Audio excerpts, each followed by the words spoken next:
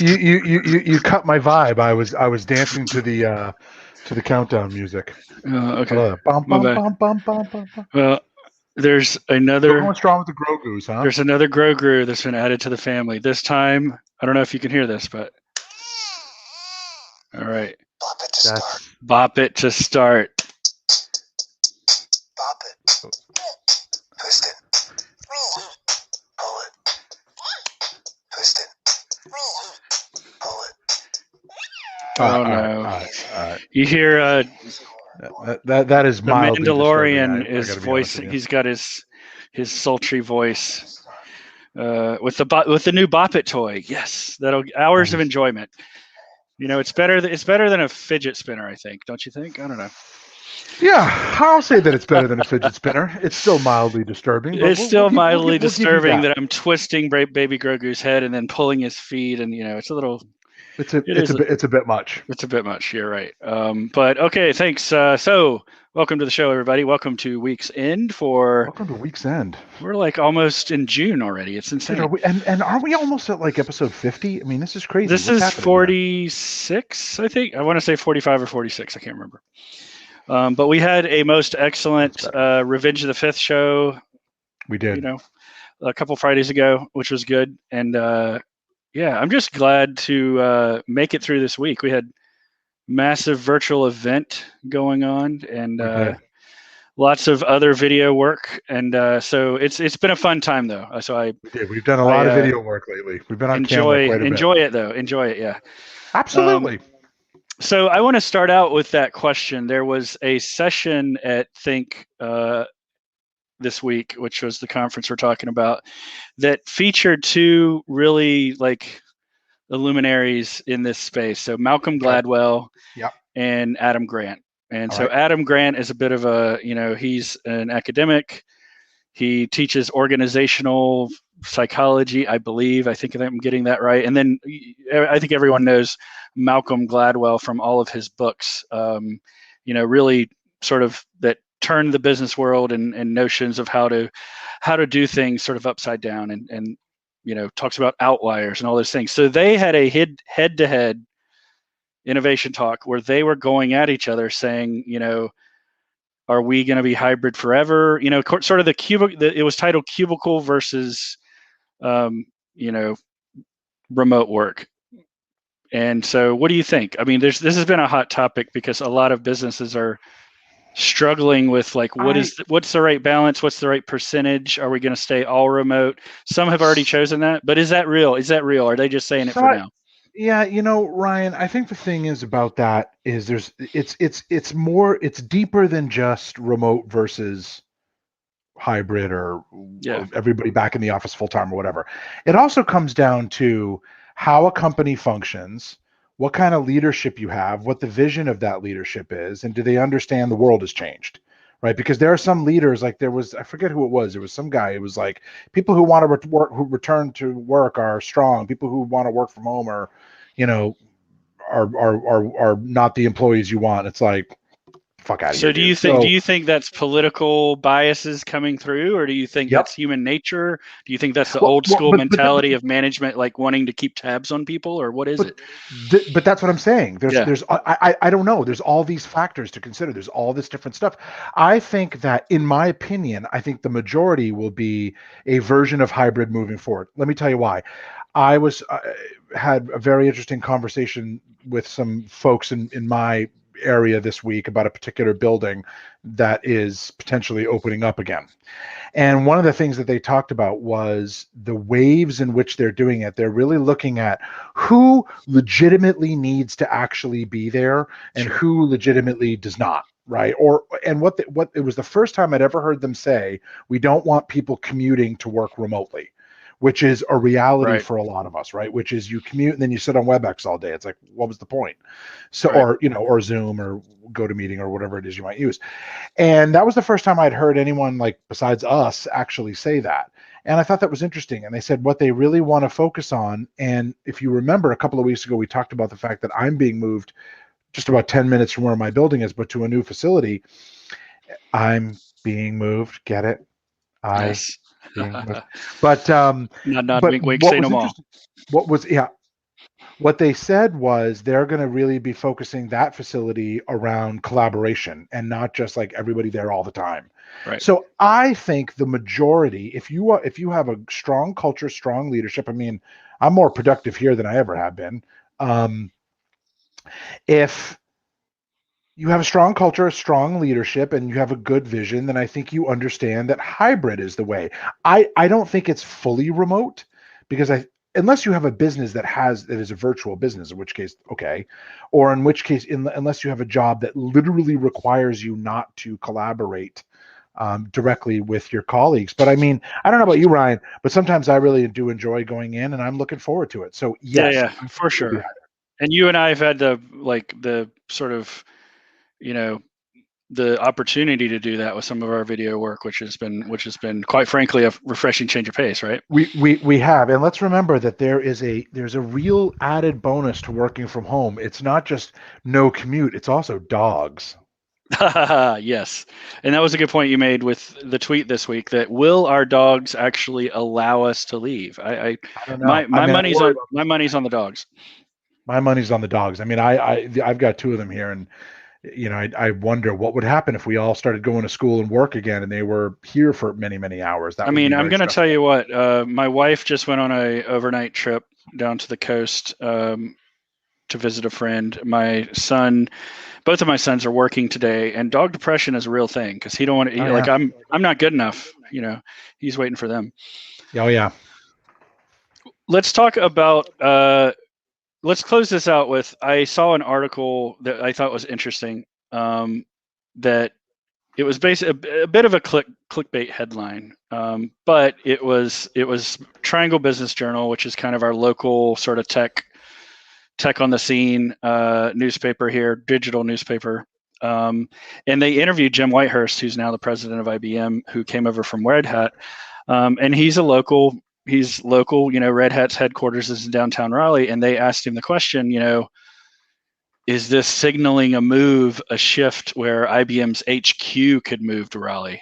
No, I saw that and I thought that was just utterly ridiculous.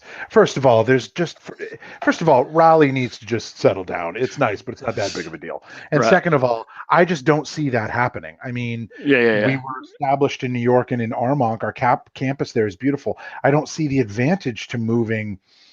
If that HQ was going to go somewhere, I would think it would be Austin. But dude, nothing would surprise me. I don't know. I mean, you can almost imagine some college or university coming in and purchasing the Armonk campus, right?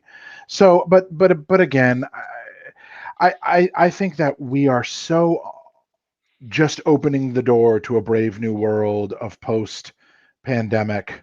Definitely working that we don't really know what it's going to look like. Who knows? Maybe this all just goes away and everything goes back to entirely the way it was. And it's just like everybody looks back at this and was like, remember the pandemic when we thought we were never going to go back and wouldn't you know everything's exactly the same. I think that could happen too. I think everybody hopes not. I mean, there's a lot of folks just talking about the things that are good practices that should stick around, and this is one of them.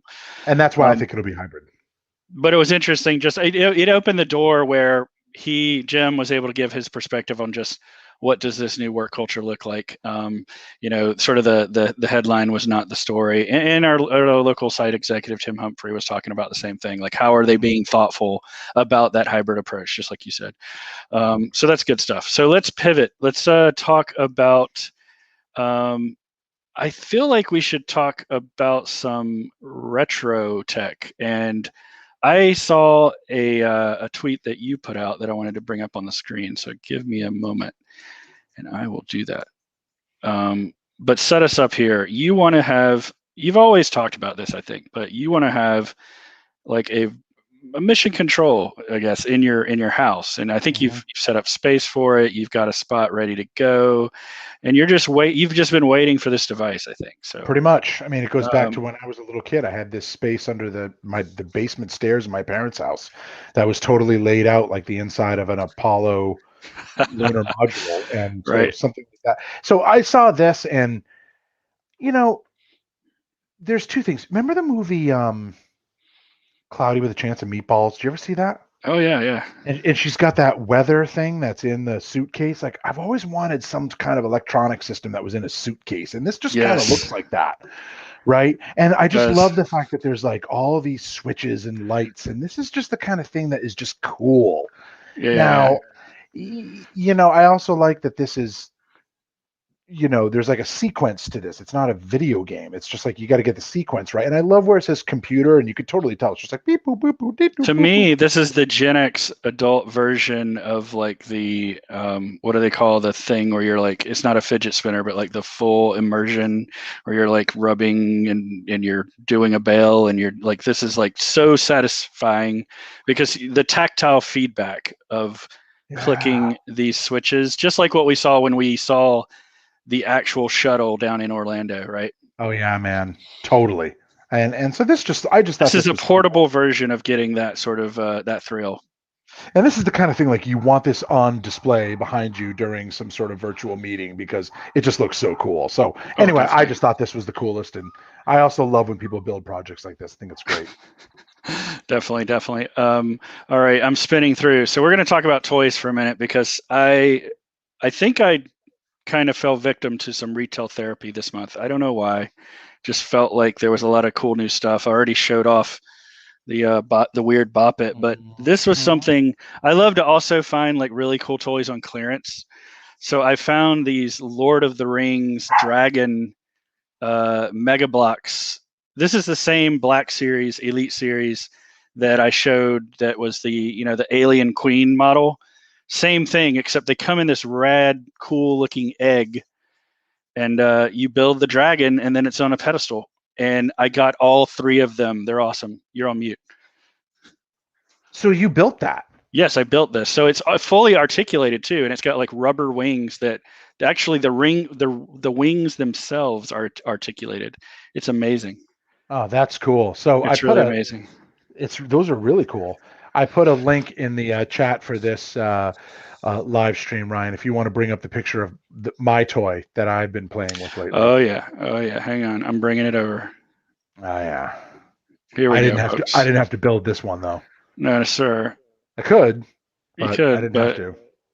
So my joke was here, you look like a Sith trooper on the forest moon of Endor because everything goes back to Star Wars for me. Oh yeah. Now this was one of the first times I've actually driven this Outlander, and oh my God, dude, what a monster! Describe it. So you've been through this. I've been kind of watching, but not really understanding because I don't understand the world of ATVs. But it's been a whole process for you to either. Is this one you bought or rebuilt, or what was going on with this project? So I had one that I had purchased used that I completely renovated and then sold it, and realized that a sport. Now, if you look off to the side there, that's a sport ATV. That's like the ones where people go jumping and go crazy and do all kinds of stuff. And so that's what I had. It wasn't suited for me. Wasn't big enough for me. Wasn't right for me. So I ended up getting a utility ATV, which is what I'm leaning against there, and that's mine. I have that. That's downstairs right now. That's my Outlander, and that is a absolute tank. It's like driving a tank. It's nice. Amazing.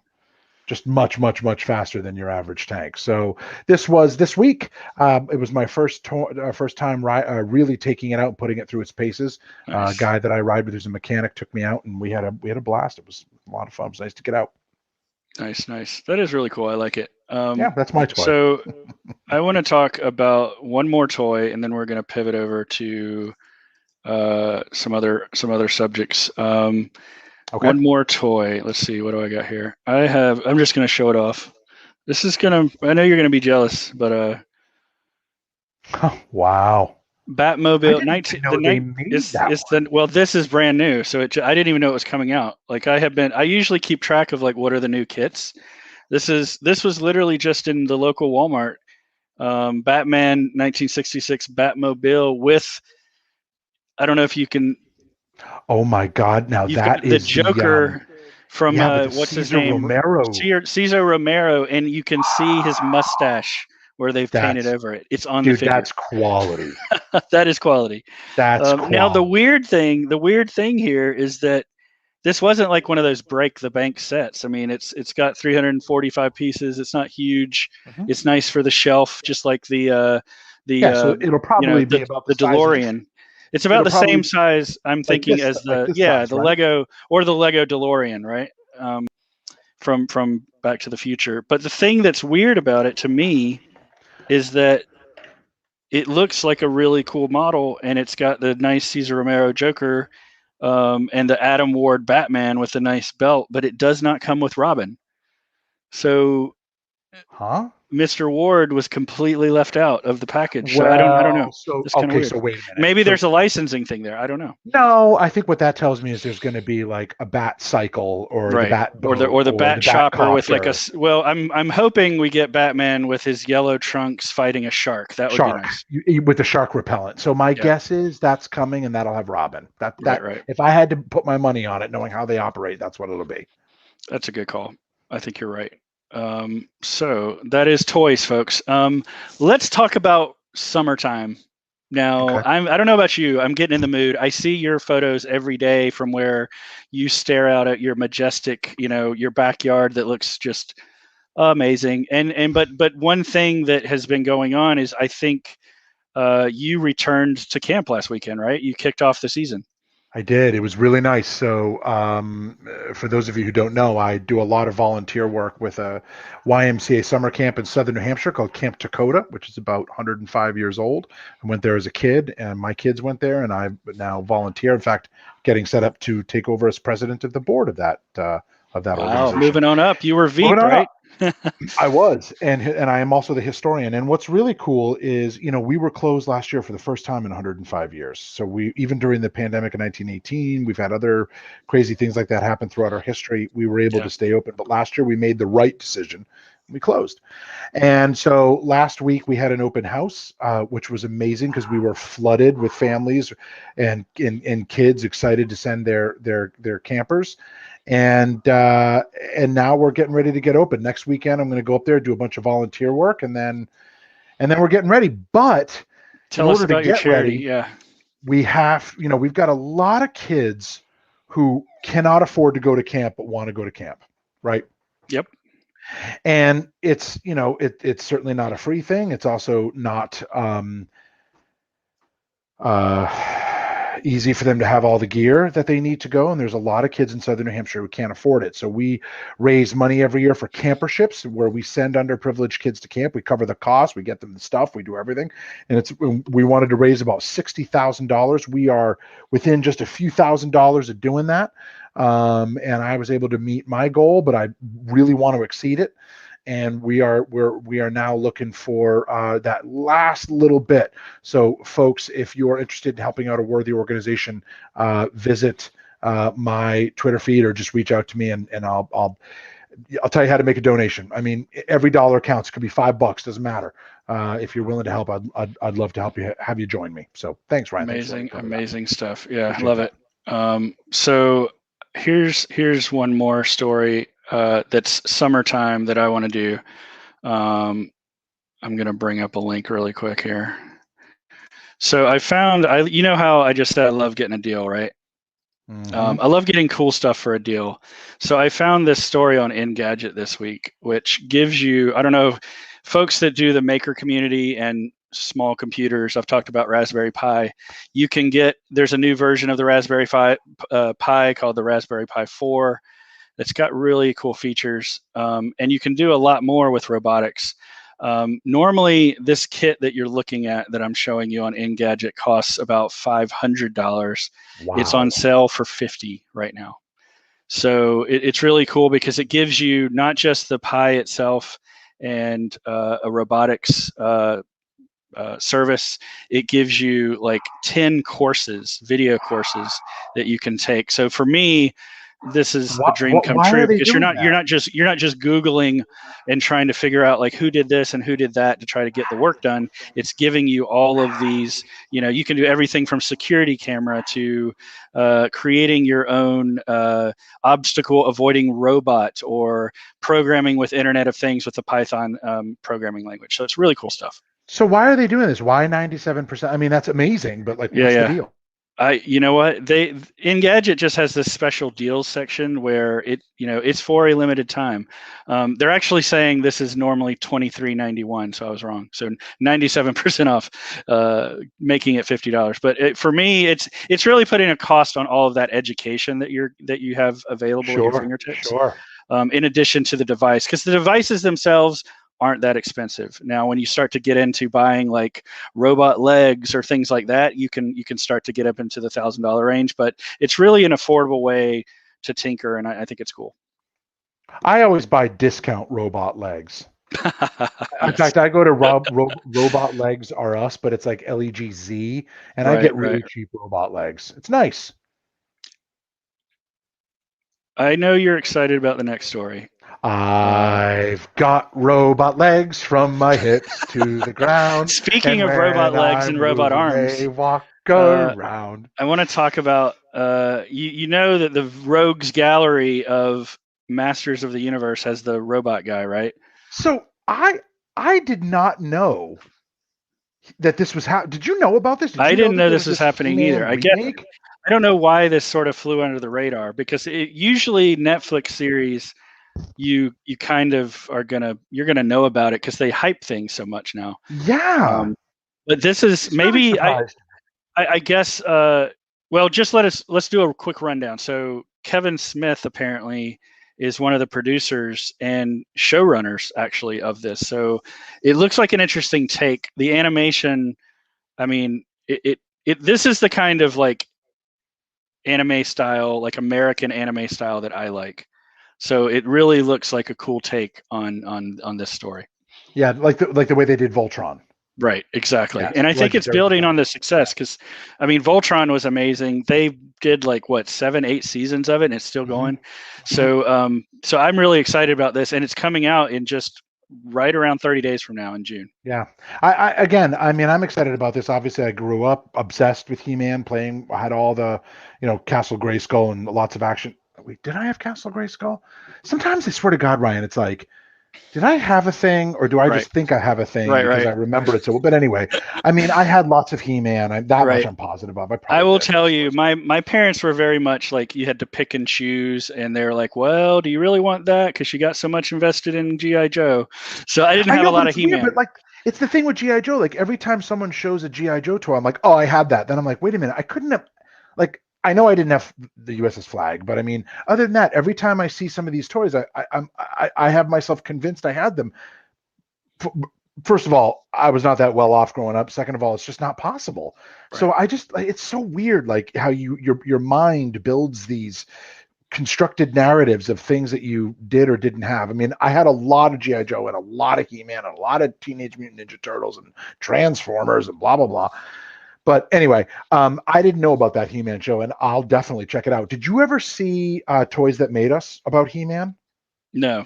Oh, if you get a chance, watch that. It's really, really interesting, including the funny story about how they made Battle Cat. So definitely check that out. You're gonna kick out of it. Oh yeah. No, I loved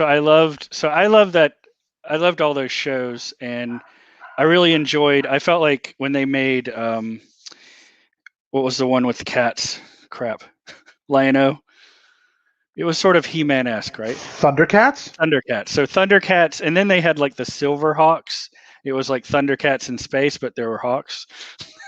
And I did not know that one. You have to look that one up, because it was basically like the same format as He-Man and Thundercats, but they were like metal birds. The people were literally metal birds that flew through space and fought people. So there's all these things. I'm looking at it now. I have never heard of this. It's interesting because it's the exact same style. It almost felt like it was the same animator. Exactly like it. I'm looking at it now. It was almost like the same animator, the same like sequences as Thundercats. It was Steelheart, Monstar. It was really cool though. Quicksilver, Bluegrass. Oh, there was a Southern guy with a cowboy hat who flew through space apparently. And he was, he, just like with G.I. Joe, he was the, honky tonk, Of course. helicopter pilot or whatever. Of course, just like Wild Bill from G.I. Joe. Exactly. So let's talk about I think this is your rant of the week. So let's just get into this real quick. So this is my rant of the week. So recently I watch this movie once every couple of months, probably, sometimes a little more than that, sometimes a little less. But I just did a rewatching of it. My goal for this rewatch was to really think through, like, could anybody really remake this? I also went and I read the plot of all the mangas, which I have not read all of the actual books, and I didn't really quite realize how different the full story was. And we keep hearing rumors that they're going to make a live action version of this movie, and I've come to the conclusion that it's just not possible. Okay, the movie is too big, too grand, too spectacular. It can only happen through anime. Maybe they could do a version where they actually create something for each one of the books. That maybe I could see, but it would have to be anime and it would have to look like this. Now, somebody did a live action trailer where they made it look like if they were going to make an Akira movie. Sure. And it was cool. But there's a big difference between shooting a few things that look like it and actually shooting the film. And totally. Honestly, dude, I just, even regardless of any technology that's available today or tomorrow or the future, or any talent, or I don't care how many billions of dollars you throw at it, I just don't think it's possible. And that's my rant of the week. And I wish they would just shut up about it and just let this one be the absolute powerhouse, almost flawless classic that it is, because it'll never get better than this. Right. And if they try to make it, dude, I think they're just going to kill it. What's your take on that? I don't think. I think it's like what we always talk about with just because you can doesn't mean you should. That's right. Like, even if they thought they could, it won't be the same. It just won't. It's like the president of the United Federation of Planets said, let us define progress as just because you can do a thing does not mean you should do that thing. Yeah. And I think the problem is, what will happen, what often happens with anime, and you see this with like Ghost in the Shell, and the reason why a lot of the new Ghost in the Shell films fall flat and the series don't is that the movies try to like get all fancy with CGI. They're taking, they're trying to make it look more modern or look more slick, but something gets lost in translation. You can't replicate. This is artistry right here. Like, you can't do this with CGI even, I would argue. Yeah. Yeah, I would agree. I just don't think it can be done, and I think they should just stop. I don't think they could create Neo Tokyo in a way that will look. I mean, look at what they like. The Ghost. I mean, it's just you just can't do it. Anyway, that's my rant. Yeah. Excelente. All right, what else do we got? I got one last thing, but I want to save it for the last story. So, what else you got this week? I think we're done, man. Hit me we're with done? That last thing. I think you're right. All right. Well, I just want to give a moment. To give a shout out to former colleague of ours. So we used to work with. I think you and I both have crossed paths with with Scott. But one of our former colleagues, Scott Laningham, passed this past Saturday. I could talk forever about him, and I didn't feel like a social media post would do him justice. And I'll tell you why. So we as IBMers are geographically spread out, just like what we're talking about with remote. And so it used to be that you would only see somebody when you went to a tech conference. That's the only time we would meet our colleagues in person. And so that's the times when you would bond and see folks and work together in the trenches and all that. And when I moved from the product side of the house as a developer into marketing, Scott was one of the first people I worked with, and showed me the ropes. And I give him a lot of credit for like the kinds of things we're doing right now, because we were inventing how to do live stream at our events 10 years ago. And so we are going to pay tribute. Some colleagues of his are going to pay tribute to him on Monday evening with a live stream. I just want to flash up this photo real quick. This is them. This is Impact TV. Remember when we have the Impact conference? We used to have Impact and Pulse and all those. And this is a lot of at the time, the New York video crew. Jenny in the middle worked with him. You remember Turbo Todd. And, they used to have. And by the way, folks, that's Scott on the right there. That's Scott on the right. Scott Laningham. And he was just he was pure light individual, pure professional, funny, well-rounded everything. He was also a jazz musician, a drummer in his free time, and so he's got lots of great music out there. So we just want to pay tribute and honestly just get back together with some of the old crew that we haven't seen, and talk about, you know, the good old days. So we're going to do that Monday night. If you want to tune in, we'll put a link down in the chat. That's really nice, buddy. That's really that nice. is our show. It's tough when we lose the good ones. Yes, sir. Well, it's been a week.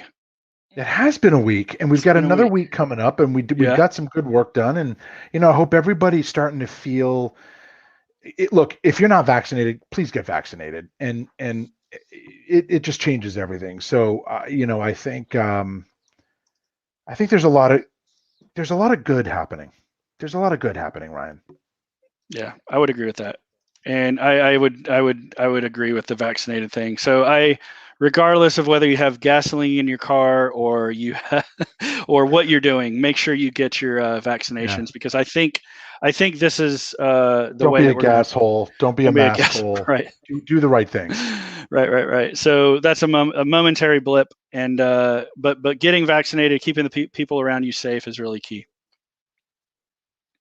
Absolutely. So, thanks, Graeme. Thanks for all your teamwork, man. Thanks for having fun with me at the end of the week. Thank you to all you folks that are watching. Thanks for putting up with my ridiculous antics when we're trying to film something. Hey, that's what I was going back looking through our footage. I was just like, no. That's what makes it fun. That is what makes it fun, quite honestly. So I think that's what helps balance everything out. So 100%. So appreciate it. We've got some exciting guests coming up that we're, you know, really looking forward to sharing with all of you, doing some more deep dive format shows, because those have been fun. So tune in next week, Friday at 4:30 for Weeks In. Thanks for watching, everybody.